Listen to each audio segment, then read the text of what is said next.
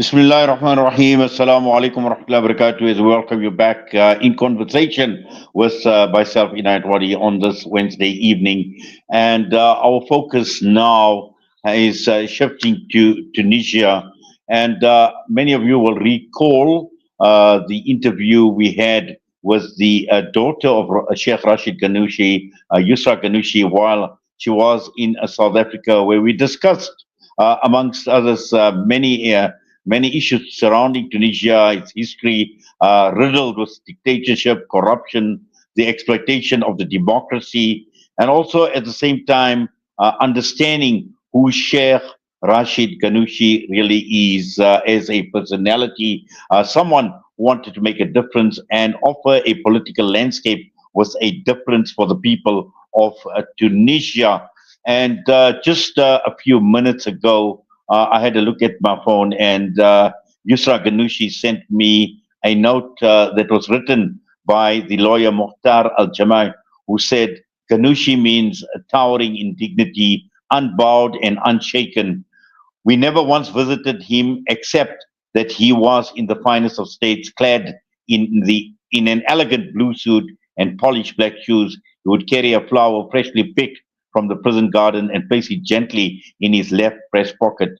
When we sat with him, it was he who made us smile more. It was he who helped us rediscover laughter, and with it the lightness of spirit we had long forgotten. And for over 2 years, his jailers have never once seen him broken or sorrowful. And this comes against a post that has been circulating on our social media, Cage International lending its voice to growing global calls for the unconditional release of the Tunisian opposition leader, Sheikh Rached Ghannouchi. And we are joined this evening by his daughter, Yusrah Ghannouchi, who is a researcher and a commentator. She's got a PhD from the School of Oriental and African Studies from the University of London, and also the co-founder, her father was the co-founder and the leader of the Ennahda party. And joining us also this evening is attorney Yousha Tayob. So let's get on screen now as we await Yusra and Yousha. Yusra, assalamu alaikum wa rahmatullahi wa barakatuh. Welcome. And as always, jazakallah khairan for your time. Alaikum salam wa rahmatullah. Thank you for the invitation. It's good to speak to you. Yes, wonderful. And Yousha, to you as well. Assalamu alaikum to you and welcome. Walaikum salam wa rahmatullahi wa barakatuh, and thank you for the opportunity. Yes, Yusra, having met you in South Africa, we had that fascinating discussion where you provided us with a deep insight as to who your father, Sheikh Rached Ghannouchi, really is as a personality, as a political figurehead, as a visionary. And there's just so much we had unpacked during that discussion. And now we are seeing, obviously, one of the reasons why you were here in South Africa was to raise awareness with regard to the plight of your father. And now we are seeing this voice growing, global calls for the unconditional release of your father. Yes, as you well know, Bismillah ar-Rahman ar-Rahim, my father has been in prison for more than 2 years. And recently, last week, there was a new sentence issued against him. This is the fourth sentence issued against my father while he's in prison. The total of these sentences, all in completely unfair trials that lack the minimum respect for legal procedures or the independence of the judiciary. Is, if you have been following events in Tunisia, you would know that there has been a coup 4 years ago on the 25th of July 2021. And since that coup, the president has taken over all powers. There is no longer any separation of powers. There is no longer any checks and balances. And there is definitely no longer any independence of the judiciary. So in such a situation, anyone who raises their voice to oppose dictatorship can be thrown into prison for however many years judges are ordered by the executive to punish critics. So my father has been sentenced so far in 4 different cases, and the total is 40 years. The most recent, is the so-called conspiracy 2 case. He's been sentenced for alleged conspiracy against state security, and this is the case for him and 20 others in the most recent case, including former officials, former ministers, and including the president's own former chief of staff. So all these cases are concocted and fabricated with no evidence at all. This case, like previous cases, is based on an anonymous informant or witness. And this is how these sham trials are taking place and these sentences are being issued. My father did not attend the case because he does not recognize the court. He knows his imprisonment was a political decision and which has nothing to do with any law or any evidence. And that's why we have come to South Africa and we continue to raise awareness around the world, because what needs to be done is to put pressure on the Tunisian government, because these cases and these sentences and these unfair trials and arbitrary arrests, not only against my father, but for anyone who opposes the return of dictatorship to Tunisia, is all due to the fact of the coup against Tunisian democracy, and hence pressure must be put to restore democracy in Tunisia. And that's why we appreciate the outrage that has been expressed by many against this sentence, and the expressions of solidarity, outpouring of solidarity from around the world, including the statements you have mentioned by Cage International, by many organizations, and also by the International Solidarity Committee with Rached Ghannouchi, which includes prominent former heads of states, former diplomats, officials, and academics, including some from South Africa, and more needs to be done to denounce these unfair trials and sentences, and to call for the release of my father and all political prisoners in Tunisia, and to restore democracy in Tunisia. Jazakallah khairan for that, Yusra. Yousha, just to bring you in, and Yousha, as we know that in a number of parts of the Arab world, Tunisia has been no different. Dictatorships, despots, dehumanizing people like Sheikh Rached Ghannouchi. We've seen many other people being dehumanized in their countries. The name of Mohammed Morsi comes to mind in Egypt as well. But again, here we see anyone that is critical of a regime. We see the consequences. We see how they criminalize political activity as well. And again, viciously demonizing people. And just your thoughts, Yousha, as we are discussing Sheikh Rached Ghannouchi. Jazakallah. So, I mean, in essence, Inayet, we've had these conversations publicly on media. We've had them privately. But I mean, the words are used by both you and Yusra. It's a typical dictatorship behavior: extrajudicial killings, unlawful detention, torture, disappearances. It's all part of this package, and it's sad because ultimately, when we criticize for betterment, and I have no doubt that Rached Ghannouchi sought that betterment for his people, and ultimately it's just happening everywhere that we see it, and particularly Muslim countries. Um, and just having thought about this interview this evening is because we represent a different morality, and that morality scares everybody who's subservient. I tried to Google President Said's allegiance to the West. I haven't found anything yet, but the screen's still searching. But I have no doubt that there must be some Western influence causing him to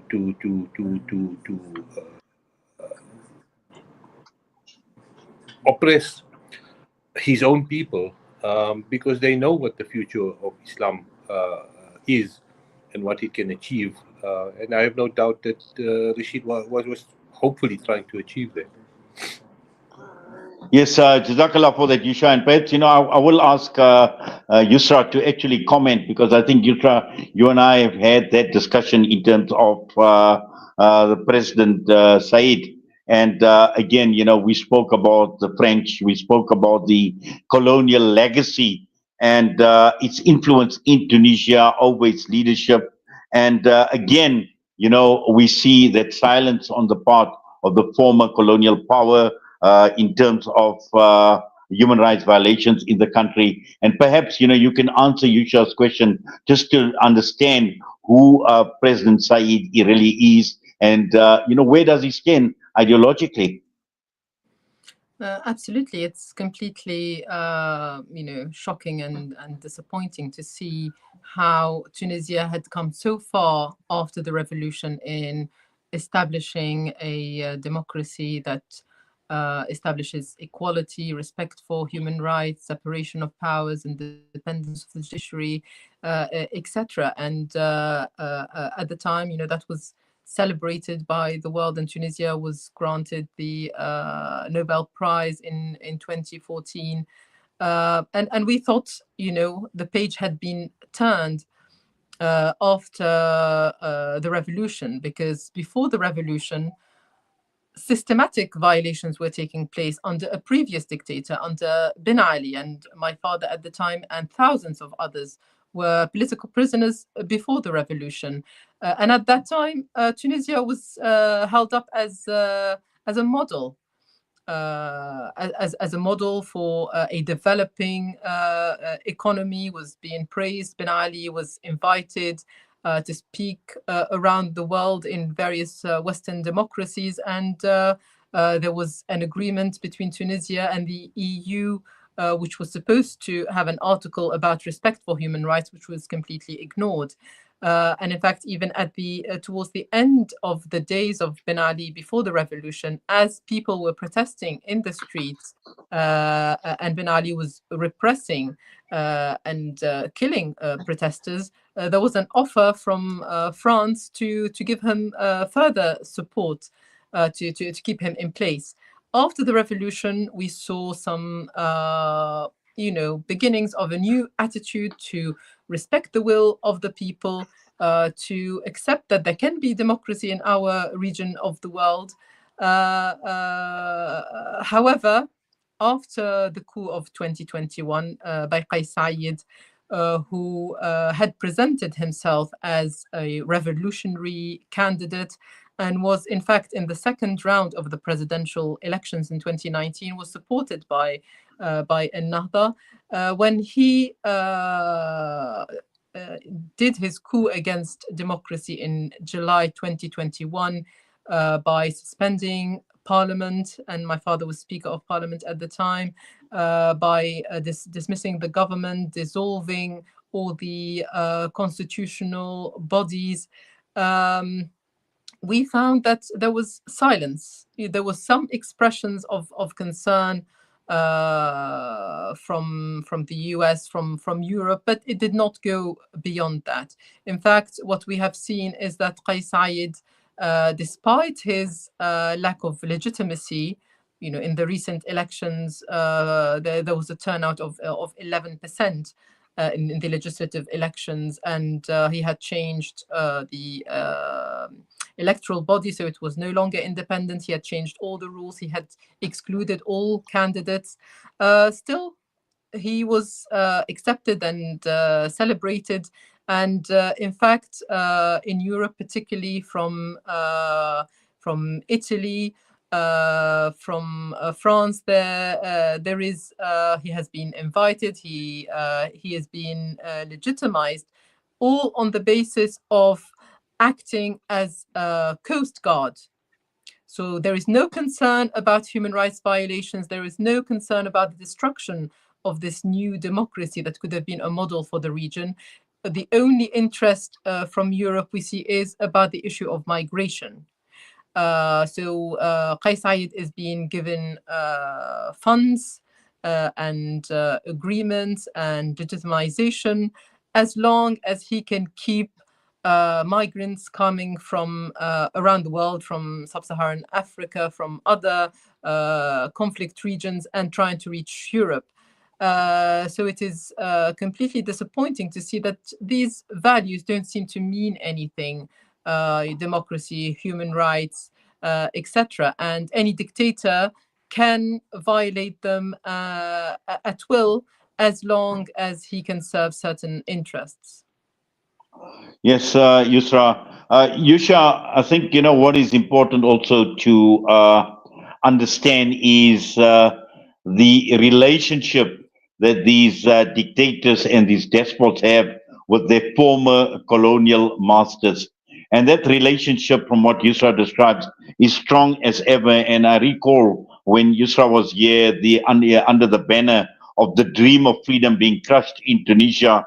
And we see it right across many other parts around the Arab world. And again, you know, when we look at Sheikh Rached Ghannouchi as well, you know, he had a vision for Tunisia, but, you know, looking at that vision, aligning his vision with political Islam and also in a secular democracy. And I think this is where many leaders in the Arab world fail to understand what visionaries like Sheikh Rached Ghannouchi are trying to actually achieve. And at the end of the day, it is about the dream of freedom that they sorely seek and want in those countries. I couldn't have put it better than you did. But I mean, it's a it's a mutually beneficial relationship for a few elite within the country, whilst the citizenry suffers. And I mean, this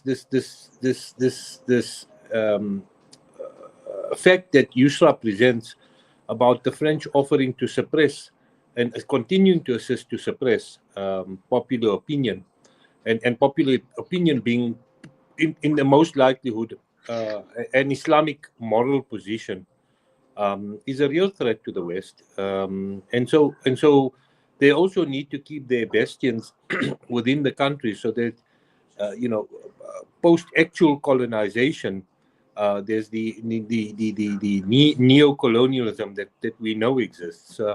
And I mean, the sad part of it is that it only benefits very, very few of the elite, political, and those in power and economic control. So, but it's that mutual benefit is restricted to those elites, and unfortunately, as you and I have always spoken, the citizenry just bears the brunt of it, and there's just no justification. Tunisia was the start of the Arab Spring, and it represented a real change, but it had to be suppressed because it did not represent Western and or colonial interests. But I couldn't put it better than you. Jazakallah for that. Yusra, let's just focus on this case that has been brought by the Ghannouchi family and others before the African Court on Human and People's Rights against the Tunisian government. Yes. So, as I've said, trying to achieve justice in Tunisia with the current judicial system is not something that we are expecting or hoping for. Although the cases are continuing in Tunisia and lawyers are continuing to appeal these verdicts, etc. But we know that with the current system, where judges are under so much pressure to just submit to the orders of the executive, and where judges have been dismissed, dozens of judges have been dismissed, and judges have said openly that it's either me or you in prison if I don't issue this verdict against someone whom I know is innocent. I myself might end up being in prison. So justice cannot be achieved through the current Tunisian system, and hence we have gone abroad because these violations and these perpetrators cannot be allowed to continue with impunity. So we have gone abroad outside Tunisia. Our family and the families of other political prisoners have joined in cases outside Tunisia.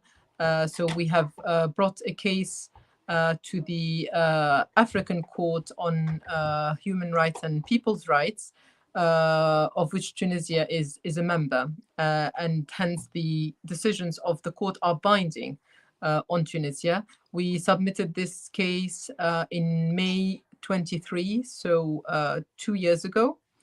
And what we have, so we are asking the court to rule on two parts. The first is called provisional measures, which is something immediate, and the decision can be taken quite quickly.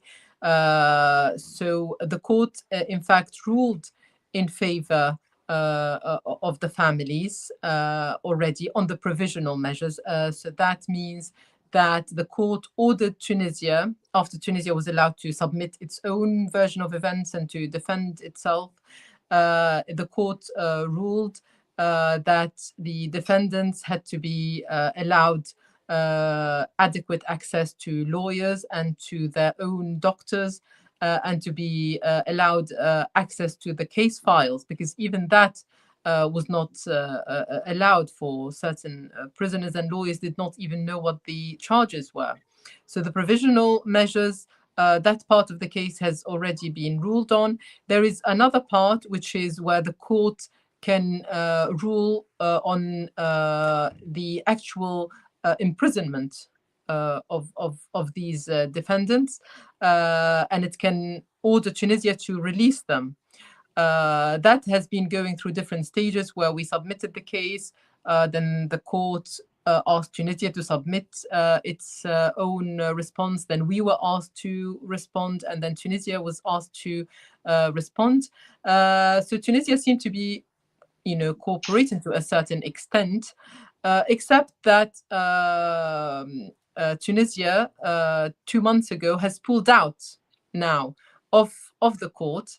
It has pulled out of the article that allows ordinary citizens of the countries that are members of the African Court to submit any case against their countries. So Tunisia, unfortunately, whether because it believes that it cannot defend itself in this case, or whether it is to prevent further cases being submitted by the various victims of its violations, Tunisia has pulled out of the African Court. However, according to the court's own rules, this only takes effect 1 year after a country decides to leave the court. So that does not affect our case, and we're still hoping that that the court will rule in our favor and will order Tunisia to release these political prisoners.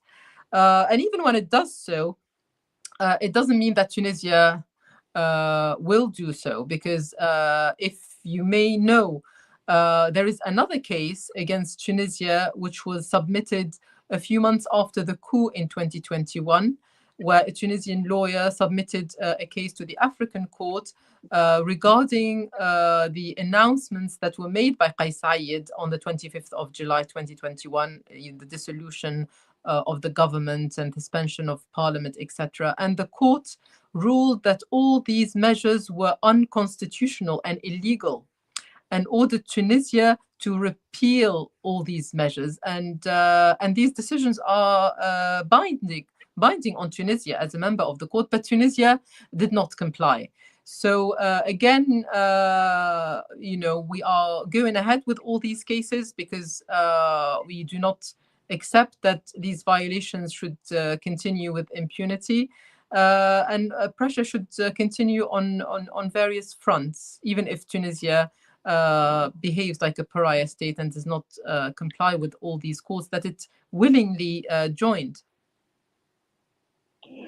Yes, Sister Yusrah. In fact, you mentioned a pariah state, and there is no difference, Yousha. And I'm sure, you're itching to actually comment, because we're talking of a pariah state, Tunisia. We're looking at international legal bodies. We're looking at continental legal bodies like the African Court on Human Rights and People's Rights as well. And you see another Israel in the making when we're talking of a pariah state, or when Yusrah refers to Tunisia as a pariah state. Just listening to what Yusrah is saying, some comments and your observations, Yousha. Yeah, look, I'm quite impressed by the fact that they've already had some result from the African Union. We've had many referrals to the African Union which have not been dealt with. So I'm glad that as a court it's become functional again, and I'm happy that they're making the progress. The difficulty we have with these court rulings is enforcement, and you'll know it from many discussions that we've had. Sister Yusra also refers to, subscribing to the court, subscribing to the international instruments. You'll recall very well that South Africa also subscribes to a number of international instruments, but tried to wiggle out of the Rome Statute, and did so ineffectively at some point. So ultimately, creating this discord and this dissension fits their narrative, because as soon as we come together, it's going to be a huge problem for them. And it will come together. It has to come together, because like I keep stressing this issue of the morality, and the reason I do so is that as Muslims we come from a different morality, we come from a completely different mindset, and so we see injustice readily. And Tunisia is no different, like you say, to Israel. It's essentially neo-colonialism. Israel was created by the British. I mean, literally given to them by the British, because the British wanted to be rid of the Jewish issue. And similarly now, the French don't take responsibility for the chaos. They want to continuously benefit from the agreement. I mean, we're all seeing the injustice. It's just, it's mind-boggling that people can't. Alhamdulillah, to a great extent, social media has made the Israeli situation real, and suddenly, after many years of campaigning, we suddenly seeing Israel on a public platform like we've never seen it before, with people really beginning to understand, and people just simply need to understand that Tunisia is no different, Egypt is no different, Saudi Arabia is no different, Qatar is no different, Dubai is no different. It's all an oppression, yeah,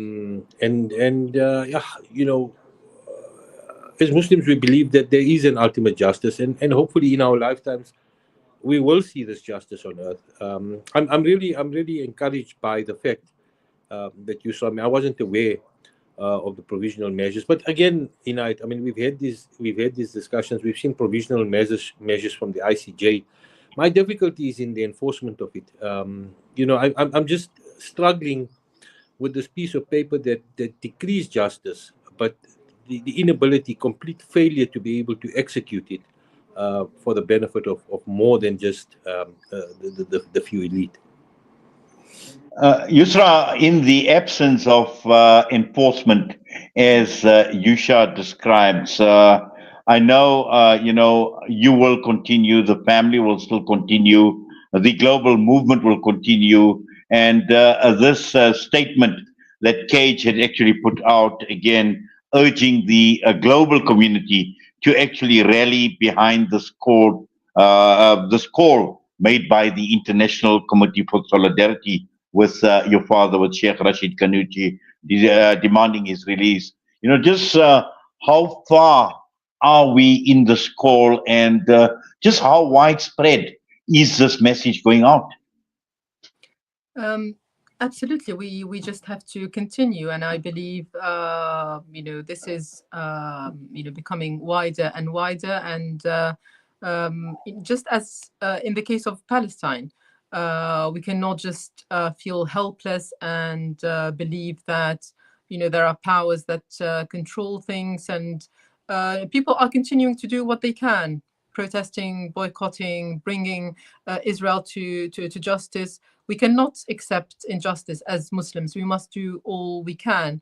And even if these, court rulings are just symbolic, still, at least they demonstrate the nature of those we stand against, and those who are, violating our rights and and that is important in itself. So we have to continue to use any means we find. We cannot give up. And I believe, just like in the case of Palestine, people are starting to, there is a global movement of solidarity. We cannot just wait for governments to act. There are many things that we can do as civil society, and the same in the case of dictatorship and the case of political prisoners in Tunisia and around the Muslim world and around the world. It's important to act together to raise awareness. There's so much happening in the world that's it's understandable when people might not be aware of what's happening in a country like Tunisia, but it's important to remember, as Brother Yousha has raised from the beginning, that all these are interlinked. All these issues are related. Colonialism, occupation, dictatorship, they all need one another. And our struggles against occupation or to topple dictatorship and establish democratic societies are linked. So these movements, inshallah, will grow and will, build links between them, because the struggle is one. Yes, inshallah. And Yusra, just I actually wanted to ask you, after your trip to South Africa, just how was your trip in South Africa? How responsive was the South African audience to the campaign to raise awareness about your father? It was absolutely inspiring, and gave us a boost of hope and motivation to see a country that has a strong legacy of struggle against oppression, but is also now leading in the fight in defending international law and people's freedoms, and especially in the case of the Palestinian cause, to see such an active civil society and active Muslim community that is engaged in all these struggles. So it was a very important visit to establish contact, to raise awareness. And we have plans, inshallah, to launch a campaign for the release of my father and other political prisoners, again, starting from South Africa, which will be a global campaign. So alhamdulillah, it was very productive. Well, we're looking forward to that as well. Yousha, just before we obviously take leave of both of you, and I will ask Yusra to comment after you as well. Just listening to what Yusra is saying, where to from here? We know on the one hand, issues are playing out in courts, whether it's the African court, the ICJ, the ICC as well. And again, Yusra is talking about launching a campaign. Apart from just raising awareness, is there anything more that can be done? So, I mean, Inayet, 1,000 times I've said it. We have all these international instruments, the Charter on Human Rights, the UN Declaration on Human Rights, the African Charter on Human Rights, and they're all much and similar documentation. And each of these charters create courtrooms, court applications in order to be able to. I mean, just, other than having followed Tunisia on the news, and other than having been told an hour ago that I needed to do this interview, I have the briefest of facts on Tunisia, but it amazes me that you have to convince, after all that we've seen, 12 judges that a genocide is being committed. It's not a reality. It's not something that makes sense. So We have the international instruments. We have the courtrooms that facilitate the applications. We have nothing to enforce uh, these rulings. Brother Rashid remains in custody, like many other political prisoners all over the world. Despite witnessing what's happening to the Palestinians, the Afghanis, um, Myanmar. I mean, we see this every day. Social media, active reporting is making it all real, and we're seeing it. We were witnesses to that real oppression in our own country when we witnessed it, and so what we're seeing is exactly the same: a persecution of a people, an oppression of a people, torture, detention without trial, extrajudicial disappearances, kidnapping, torture. I've said it to you before. I don't know when the Khilafah will be established. I don't know when the call for international jihad will come, but I certainly think we're well past it. We're certainly answerable for what we're not doing. But there really can't be any other solution anymore. None of these have worked. If we take the ICJ warrants, none of them are being executed. They're flying freely over airspace. Muslim countries, non-Muslim countries, supposedly democratic countries, nobody wants to enforce the law. Um, Everybody's made their position clear.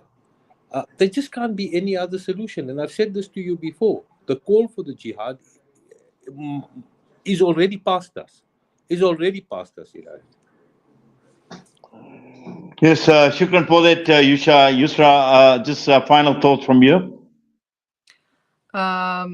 Just want to thank you once again for the opportunity, and thank Cage and all the organizations that have issued calls for solidarity with my father and other political prisoners in Tunisia. And I'd like to, go back to the message that you read from my father's lawyer at the beginning of the program, that however much injustice you might be subjected to, you can still continue to be a symbol of dignity and courage.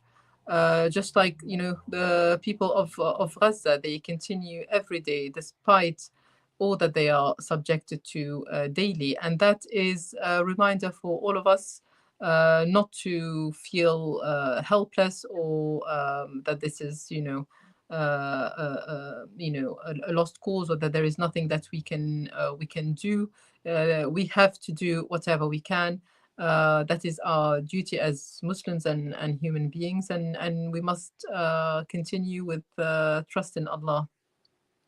Well, we certainly will continue, inshallah, as well, with what we have to do as media, as subscribing to humanitarian journalism. We will continue raising the plight of your father and all the other political prisoners as well, and also all the injustices, the oppression that is taking place right across the entire world. So, inshallah, we will also continue. And once again, we'd like to thank you, Sister Yusra, for taking time out, inshallah, talking to us as well. We do appreciate it, and I'm sure we will follow developments. You will keep us updated as well, on the latest developments as well, and together with Cage as well, and also to you, Yousha. I know you were given short notice for this discussion, but Jazakallah for your time as well, much appreciated. To both of you, Assalamu alaikum wa rahmatullah. Wa alaikum salam wa rahmatullahi wa barakatuh. Thank you.